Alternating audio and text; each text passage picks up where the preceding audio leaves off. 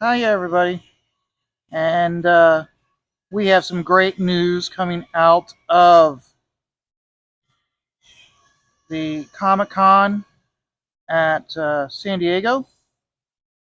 The fictional John Byrne X-Men story he's been working on, which he has like 32 issues worth of material, is finally going to be released. It's coming out. First volume is going to be in April of 2026. So, hey, Marvel, you're going to get me to buy Marvel books again, at least for that period. Now, I'm looking at one of those where it's like fans have been clamoring for this for years. And for a good period of time, we know that Marvel's tried to get John to let them publish it, and he's always turned them down. So for whatever reason, he is allowing them to. And with the issues that Marvel has had with the X-Men for so long, I'm looking at it as, okay, this is your chance to fix all of your errors. Okay?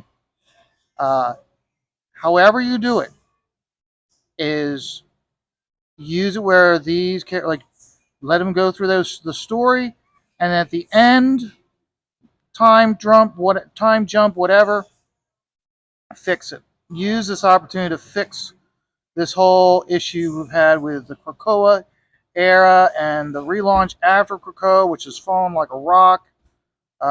Use it, use it. So, but hey, that and the other big thing that I've seen that came from uh, San Diego is GI Joe Hasbro is releasing a series of classified figures. They had a room for the fans, and apparently it went over very well. They've got a series of figures that they're releasing as a classified series, so they're larger than the normal action figures that came out in the 80s. And I'm looking forward to that. I probably won't buy many of them. I don't normally buy a lot of the classified figures, but it's good to see.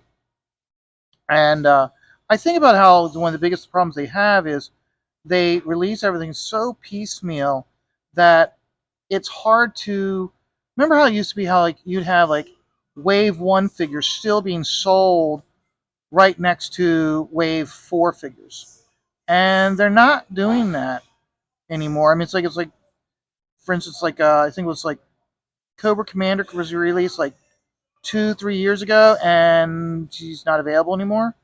Gung Ho was released as a classified, then he was released as a blister figure, and he's not available anymore. Keep them in production. I think that's the biggest problem is they're not keeping these figures in production. So, greater possibility of people wanting to buy them if they're in production. And also, I look at it when you have more of an incentive to buy them to get the kids into them because all the collectors are buying them because they're in limited runs. So, but that's my opinion. So, but I always look at things where uh, mass market and appeal is more important than anything else. So, okay, so I'm working on this. This is page one of the Printer's Devil for John's Longbox. Just so you guys know, John is just now launched the Kickstarter campaign for Heroic Tales issue number 2. The original the original campaign through Fund My Comic. The campaign mode is over. It's now just in whatever it's called after campaign mode, demand mode, or whatever it is. But now it's available in Kickstarter. I hope it does well in Kickstarter. Remember how I always say, go where the audience is. If you got people over, if you're getting sales over at Kickstarter, then launch it on Kickstarter. If you're making and but also have it available at other platforms, and that's what he's doing. Now, I don't think he's doing Indiegogo. I think he's just doing Fund My Comic, and he's doing Kickstarter. That's it. So, but that's fine. Now, with this page, remember how I'm using the fine nib, and notice how the blending from here to here is much better because I'm using the fine nib as opposed to the old nib for the bricks. Okay. Also, I'm trying my best to uh, keep the character in the middle of the page for you guys. So, and what I'm working on here is I'm going to work on this guy here, and then we're going to go over here and we're going to do the blending of the blankets here. Then, if time remains, I'll work on the wood grain. So, but we'll see how far we go with the video.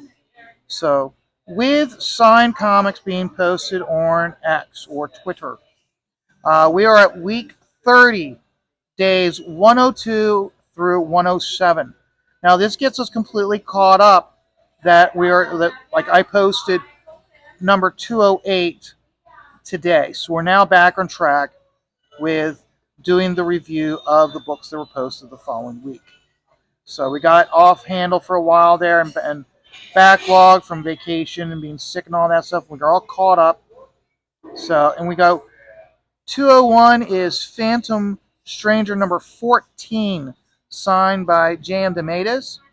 Now, you take a close look at this cover. It's a great cover. It's got got the Phantom Stranger, and you can really see he's got the fedora on. He's got his suit and his cape, and he's being like restrained, and he's got various mystical characters around him. I can't remember what the actual storyline was. I know it's something like Trinity of Evil or something.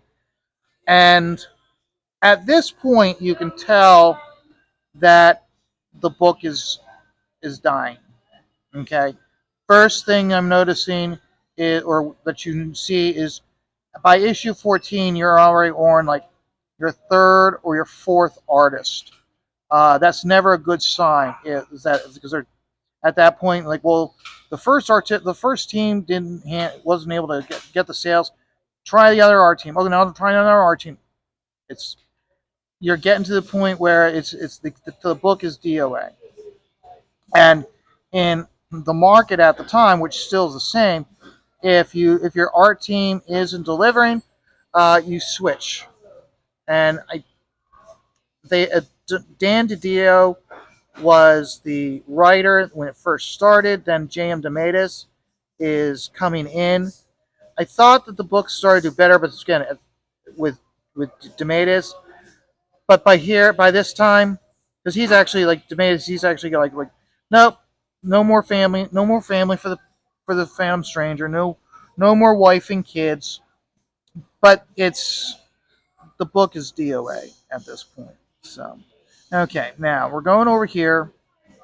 We're going to do light to dark. Okay, so just go nice and slow. So we go to day 202, and we are at Planet Krypton. Remember, Planet Krypton was like the chain restaurant, kind of like how like they had Planet Hollywood and the Hard Rock Cafe.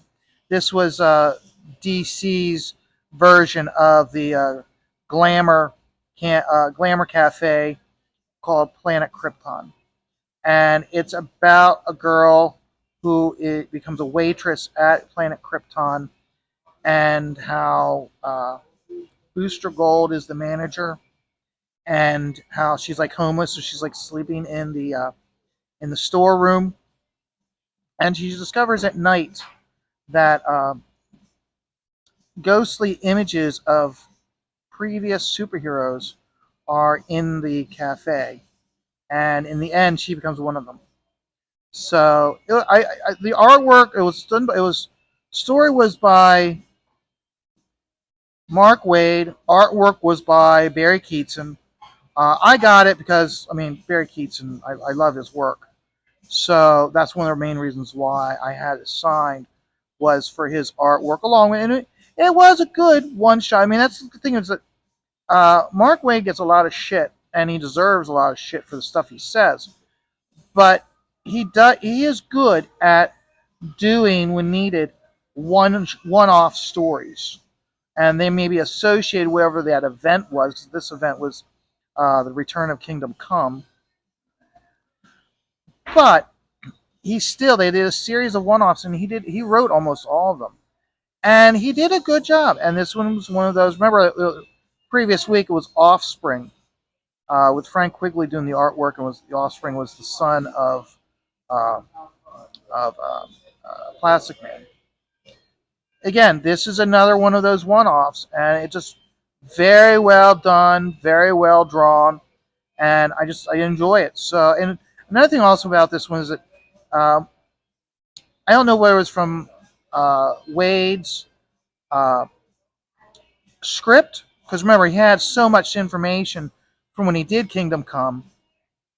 There's a lot of visual Easter eggs or cues that were included in the backgrounds or used as in the foreground as framing devices. I really enjoyed that. I liked that shows that Mark knows the lore of the superheroes to include those Easter eggs for Barry Keatson to include. And if you look at it, okay, Mark Waid and Barry Keatson have a long, healthy working relationship. So you can know that the two of them work well together, which you get those results when that's the case. So, and then we have after that we have day 209, Power of the Atom number 9. Now this one here, I wasn't getting the Power of the Atom at the time. I think I got like one or two books, like the one issue that John Byrne I bought that one. This one I bought solely because it had uh, guest starring the Justice League of America, and the issue starts with a nice splash page, opening page of the Martian Manhunter, and he's like whipped around in an action pose, and he's pointing at the viewer, and he's going, "I want you to join the Justice League of America." Uh, and here it's Tom Palmer, and here he's trying to recruit him to join the Justice League of America, and he turns them down. What and as it says right on the cover of this issue, because Graham worked on it, and this was one of the very first books I ever had Graham sign. Graham said he writes everything. It was his first time professionally drawing the Batman. So, and he went on to have a very lucrative and successful career drawing the Batman in Detective Comics.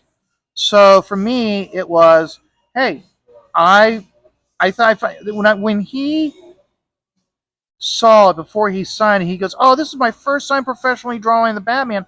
I said, write that on the cover then when you sign it, and he did, and I like that. I love that type of stuff.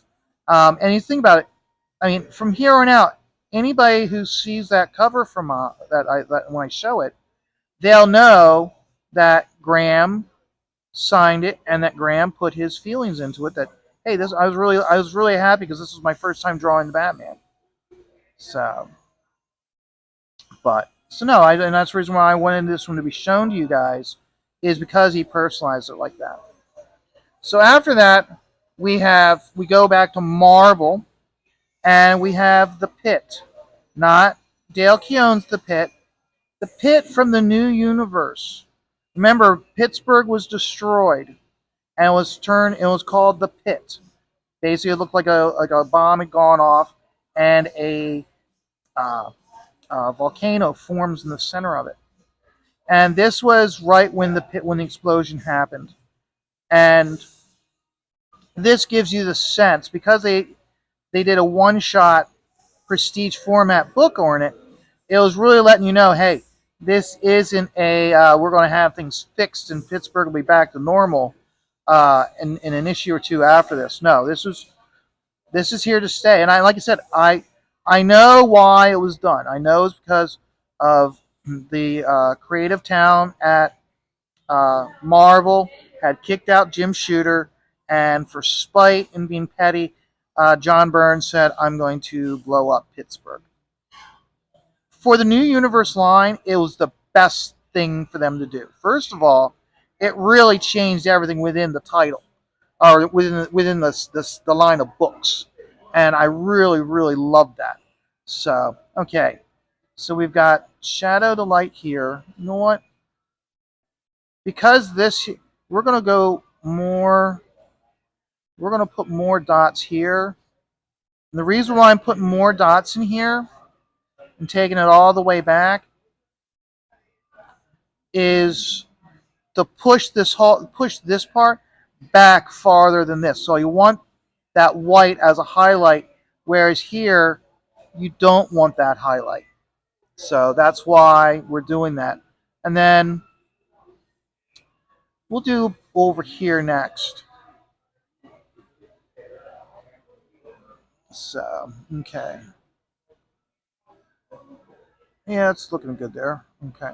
So, like I said, this really kicked. I mean, my biggest thing was that all of the New Universe titles were in standby mode, and the development of what was the purpose of these characters and these titles was really stagnant until they blew up Pittsburgh. Once they blew up Pittsburgh, everything changed with every single book.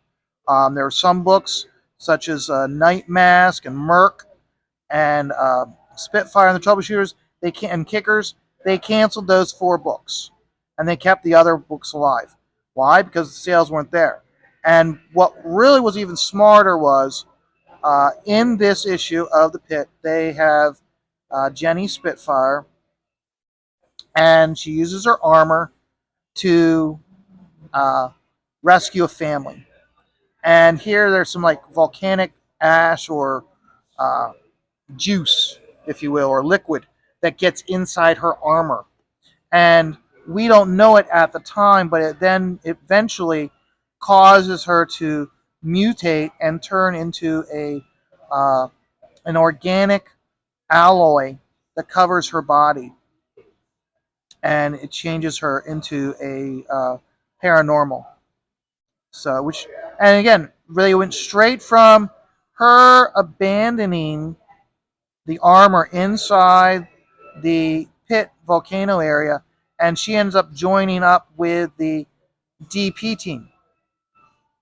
And then, of course, the army gets a hold of the Spitfire armor, and they utilize it to their own own means.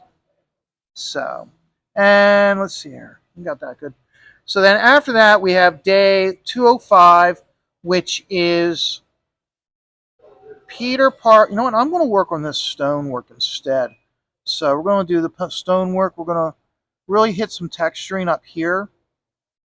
So I want the texturing dark in here and lighter down here. Actually, no. I got to think about that because that's not going to work. Because you're going to have this part here, which is create a shadow to go upward. Yeah, we're going to hold up. We'll just do here. And we're going to need to switch nibs. So let's use the opportunity to clean this nib. So, but day 205 is Peter Parker Spider-Man #1. Uh, it is signed by Andy Smith, who did the backup story in this. And then, of course, we have Scott Hanna, who did the inks over John Romita Jr. So, and so yeah, I'm glad to have this signed by both of them. Took the opportunity and I had them sign it. So, okay, yeah, we'll do this over here because I just inked over there. Well, yeah, see, I don't want to ink here because there's a chance my hand can hit there. So, we'll switch it over here and we'll work. We'll start low and work high. So, but yeah, I liked having this issue signed by the two of them. And then after that, we get in back into the New Universe line with issue 1 of Cyforce, signed by Kyle Baker. Yes, Marcus knows exactly who Kyle Baker is because he went to school with Kyle. So, always fun to see when it's like, oh, you went to school with Kyle Baker? Okay. Like, so for instance, for me, I went to the Kubert School. The biggest name to come out of my graduating class was Toby Cypress. Technically, see, I was a first year student when Alex Malev was at the school. Alex only went to the school for, I would say, half a semester, and then he left, and he went, and he was being, by the time I graduated, by the time I was done my first year there, he was already being published. He had done a cover for Iron Man, which was his first job, and then he was doing some Magic the Gathering comic books for Valiant. So yeah, so he was, and I he did. I mean, even the Valiant Magic the Gathering stuff. He was doing that before I graduated from the first year. So you could set up, but as to, like, for me, the big name to make it out in comics who went to school all 3 years as me was Toby Cypress. I could say same thing goes with Lawson Wallace. Lawson Wallace, he was able to go 2 years. Like Graham Nolan, he wasn't able to afford to stay for all 3 years. And again, before I even graduated from the third year, he was already being published. And he actually had the story where he switched his style and he was doing much more of the Bruce Timm style, which enabled him to get into the licensing department at DC, and he had his big break because here they had a kids activity book that was being done overseas, and apparently the pages came in, they were horrendous, and it was a rush job, and they were paying big big money.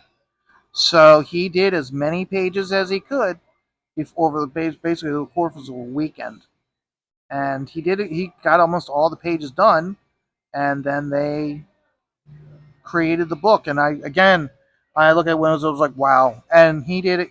He did. He did a good job imitating Bruce Timm's work. He had the artistic talent to match the styles of different artists. He has a bit of an eidetic memory when it comes to art, so he's very easily able to look at how an artist does something and then reproduce it. So he can, but as to like, so he could take, let's say, a Rob Liefeld foot and draw a Rob Liefeld foot. I know we're making fun because Rob Liefeld doesn't do feet, but then he can turn around and change the exact same foot so it looks like it's being done by Eric Larson. Okay, so, but no, so he is actually one of those that did the best, in my opinion. So, and then after that, with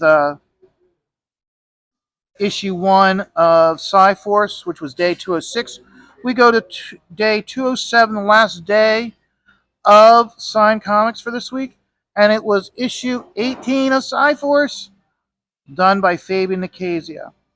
Again, this is one of those deals where it's like, after they blew up the pit, they all the characters went overdrive, and like for the first like almost 12 issues, they were really stagnant. They had where they were living in a halfway house for like runaway kids, and after that, they really broke them out and put them on the run, had them being pursued by the Medusa organization, and the Medusa organization had paranormals themselves. So they were like, it was really good. Anybody who has the opportunity to pick up out of the dollar boxes some Cyforce, uh, like from here till the end, I would definitely advise you to get them. In fact, I would say it was actually like, this is issue 18. I'd say like 15 or 16 is when it really started. So check them out, guys. So, and we got more Sci-Force coming next week. I think you guys will like them. So, but you guys have a great day. You know, I'm having a great day. Um, so yeah, we really see how that's doing much better where I've got the darkness. And I think I'm going to actually go back in and punch up some of this so it's even darker. No, I don't think I will. I'll leave that and I'll let the colorist put a darker tone in there over it.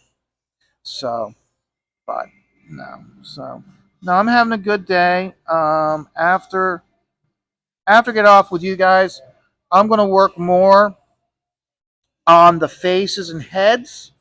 And what I'm going to do is I'm going to leave, like, see how I did this off with you guys yesterday? I like that, but what I'm going to do is I'm going to do, like, this daughter here. I will work her up, but I won't do the darks, and I'll just put the darks in for the next video. And same thing is with, like, figuring out more on the blanket here and here.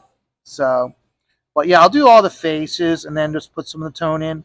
So we're having fun with it. For instance, this one here, this boy here, I'm thinking about. I don't know. I'm torn. Part of me wants to put tone in for half his face, and the other part of me is gonna just leave it and just let the colorist have his fun. So we'll see how it goes. But that's the progress here. Let me pull back. So there's the progress for you guys to see. And remember, life is stressful, guys, and just take it all one dot at a time.